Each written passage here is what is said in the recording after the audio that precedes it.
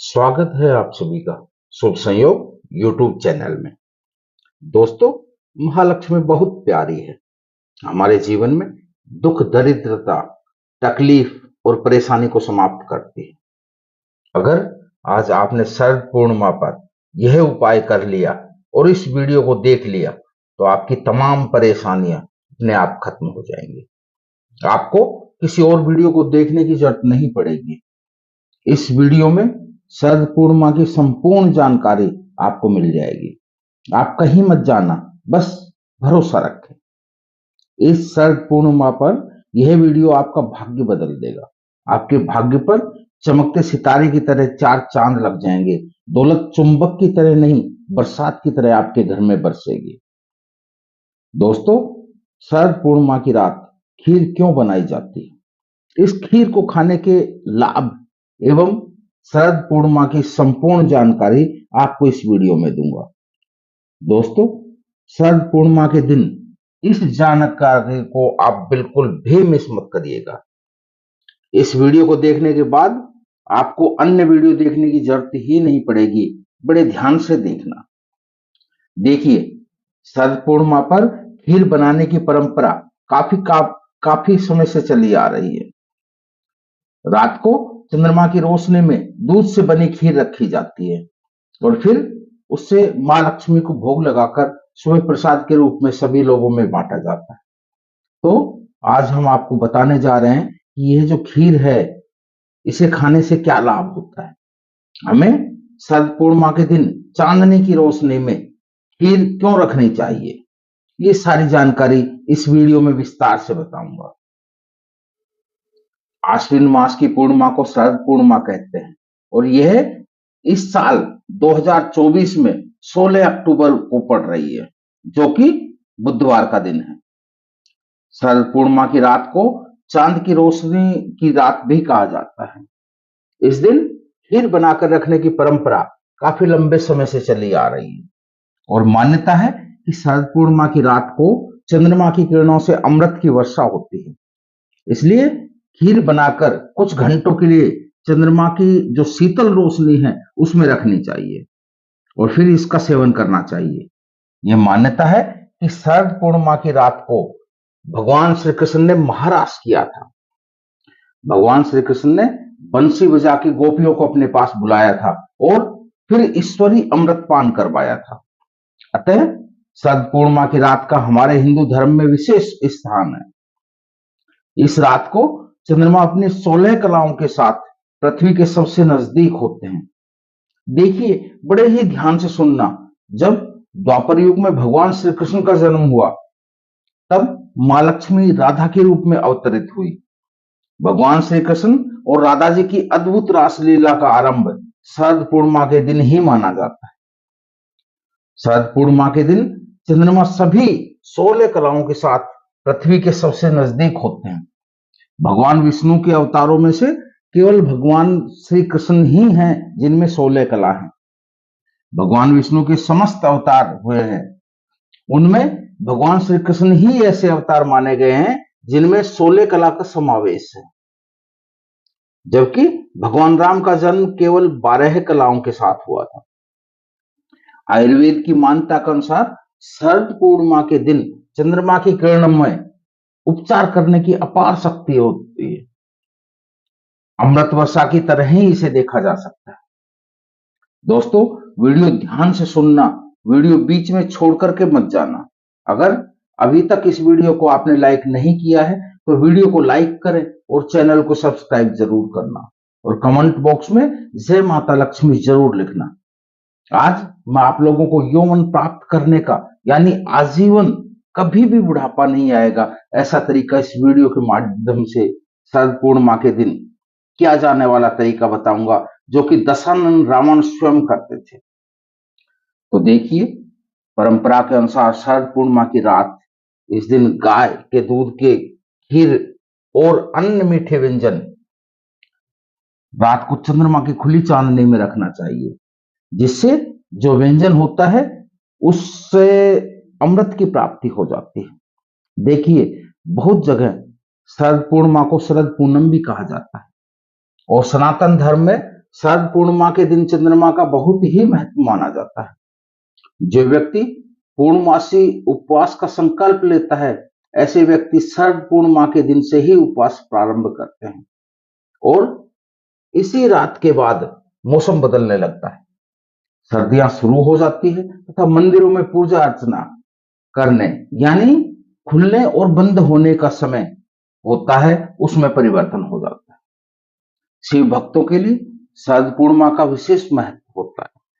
मान्यता है कि भगवान शिव और माता पार्वती के पुत्र कुमार कार्तिकेय हैं। शरद पूर्णिमा के दिन ही उनका जन्म हुआ था, इसी कारण इसे कुमार पूर्णिमा के नाम से भी जाना जाता है।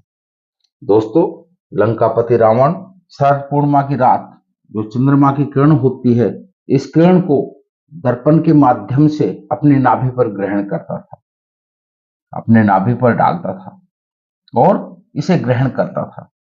इस प्रक्रिया से पुनः यौवन की शक्ति प्राप्त होती थी। इसलिए रावण काफी उम्र राज करने के बाद भी, 16 युगों तक जीने के बाद भी उसका शरीर रोगों से मुक्त रहा एवं उसका शरीर बलशाली एवं यौवन से भरा हुआ था। तो अगर आप भी पुनः यौवन प्राप्त करना चाहते हैं, आप चाहते हैं कि आजीवन आपको बुढ़ापा न आए, तो आप अपनी नाभि पर शरद पूर्णिमा की किरणों को पड़ने देना। बिल्कुल ही आजीवन आपको बुढ़ापा नहीं आएगा। यह भी कहा गया है कि शरद पूर्णिमा की रात 10 बजे से लेकर मध्य रात्रि 12 बजे के बीच में अगर कोई भी व्यक्ति कम वस्त्रों में चंद्रमा की रोशनी में घूमता है, तो ऐसे व्यक्ति को ऊर्जा की प्राप्ति होती है, ऐसे व्यक्ति को बुढ़ापा नहीं आता है, ऐसे व्यक्ति को रोग एवं दोष छू भी नहीं पाते हैं। तो आप यह उपाय करके देख सकते हैं। पौराणिक मान्यता के अनुसार शरद पूर्णिमा के दिन माता लक्ष्मी का अवतरण हुआ था। जी हाँ दोस्तों, जब समुद्र मंथन हुआ था तो समुद्र मंथन से माता लक्ष्मी शरद पूर्णिमा के दिन ही निकली थी और समुद्र मंथन से इस दिन अमृत भी निकला था। ब्रह्मदेव ने चंद्रदेव को कहा कि प्रत्येक वर्ष में आने वाली शरद पूर्णिमा के दिन आप अपने किरणों के माध्यम से पृथ्वी लोक पर, भूलोक पर अमृत वर्षा जरूर करना। यह जो अमृत वर्षा है, स्वयं चंद्रदेव अपने किरणों के माध्यम से पृथ्वी लोक पर करते हैं। इस अमृत वर्षा से लोग रोग एवं दोषों से मुक्त होते हैं। इसलिए शरद पूर्णिमा की रात्रि कम वस्त्रों में ही हमें घूमना चाहिए।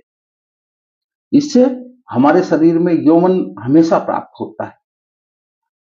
मैं आप लोगों को वीडियो के आखिर में इसका जबरदस्त चमत्कारी प्रयोग बताऊंगा, जिससे आप आजीवन यौवन शक्ति प्राप्त करते रहेंगे, आपको बुढ़ापा छू भी नहीं पाएगा। तो चलिए आइए इस वीडियो में जानते हैं शरद पूर्णिमा की रात क्या करें और क्या न करें। अभी तक वीडियो को लाइक नहीं किया है तो दोस्तों वीडियो को लाइक कर दीजिए और वीडियो को बड़े ही ध्यान से देखना। अधूरा ज्ञान हमेशा खतरनाक साबित होता है। दोस्तों, आप वीडियो को बीच में छोड़कर क्यों जाते हैं? इससे तो आपका ही नुकसान होगा, क्योंकि हो सकता है कि आज मैं आप लोगों को जो जानकारी बता रहा हूं, वह जानकारी आपको आने वाले समय में ऐसा फायदा पहुंचाए जिसकी आप कल्पना भी नहीं कर सकते। अर्थात इस जानकारी से हो सकता है आपका भला हो जाए, आप आजीवन यौवन को प्राप्त करें, आपको बुढ़ापा छू भी न पाए। शरद पूर्णिमा की रात क्या करें और क्या न करें, तो देखिए, ध्यान से सुनना। जो शरद पूर्णिमा की रात है, इस दिन नेत्र ज्योति बढ़ाने के लिए शरद पूर्णिमा की रात 15 से लेकर 20 मिनट तक चंद्रमा को देखने का अभ्यास करना चाहिए।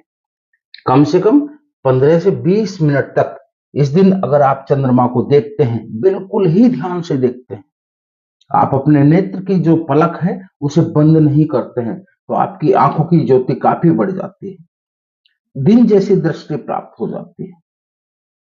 ऐसा हमारे धर्मशास्त्रों में लिखा है। दोस्तों, हो सके तो शरद पूर्णिमा की रात को सुई में धागा पिरोने का अभ्यास जरूर करना चाहिए, इससे नेत्र की ज्योति बढ़ती है। शरद पूर्णिमा पर चंद्रमा की चांदनी गर्भवती महिला की नाभि पर पड़े तो जो गर्भ में पलने वाला बच्चा होता है वह शरीर से हिष्ट पुष्ट होता है, और दिमाग से काफी ज्ञानी होता है। ऐसे जो बच्चे होते हैं वो शरीर से हिष्ट पुष्ट हो जाते हैं और इनके शरीर में हजारों हाथी के जैसा बल आ जाता है, ऐसा हमारे धर्म शास्त्र कहते हैं। इस दिन यौन संबंध से दूर रहना चाहिए। ऐसा माना जाता है कि इस दिन संबंध बनाने से जो बच्चे पैदा होते हैं उनके विकलांग होने की आशंका रहती है। तो इस बात का थोड़ा सा विशेष ध्यान रखना।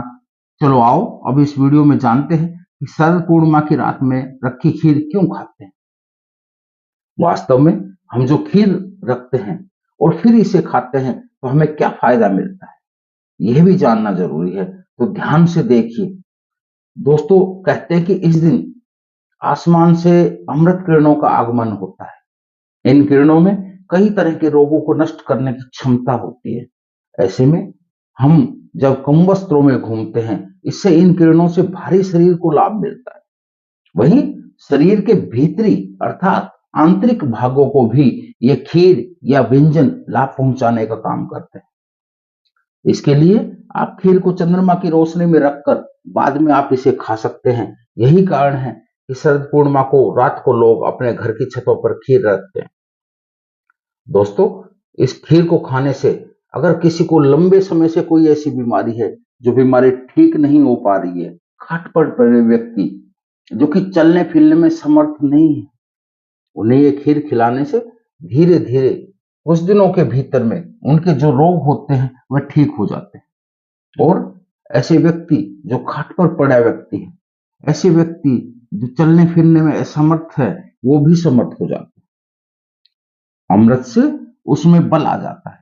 ध्यान से सुनना, इस दौरान चंद्र से जुड़ी हर वस्तु जागृत हो जाती है। दूध भी चंद्रमा से जुड़ा होने के कारण अमृत समान बन जाता है।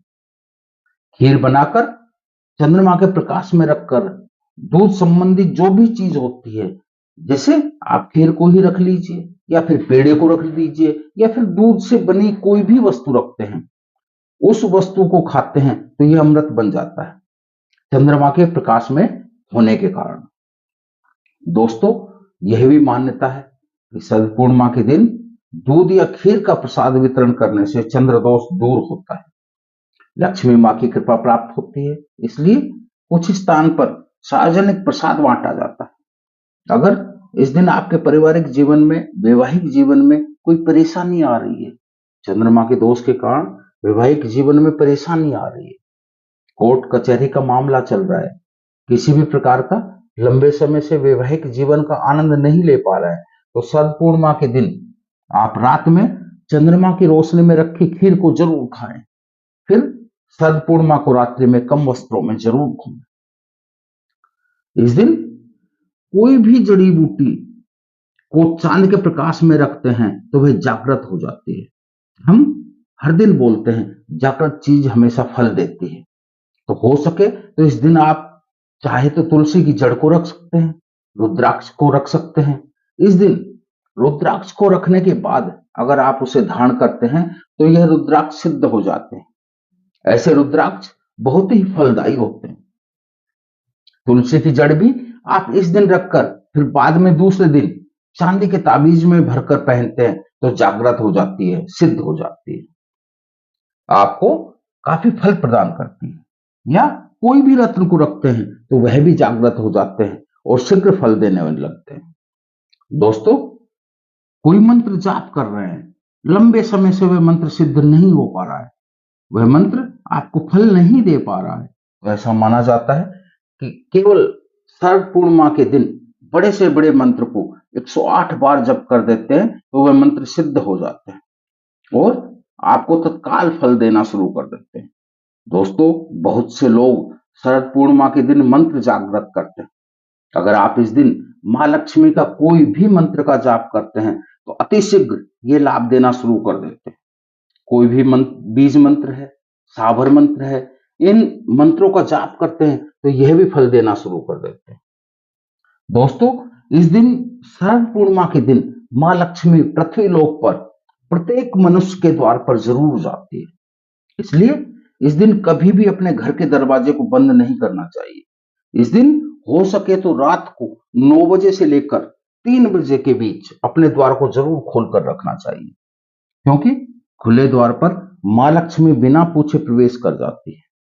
अगर आप लक्ष्मी जी को अपने घर पर बुलाना चाहते हैं तो कमेंट बॉक्स में लिखे, मां लक्ष्मी आपका स्वागत है हमारे घर में। माता रानी के लिए एक लाइक जरूर करें और ऐसी ही प्राचीन जानकारी के लिए देखते रहिए हमारा यूट्यूब चैनल शुभ संयोग। मां लक्ष्मी की कृपा आप पर बनी रहे। राधे राधे।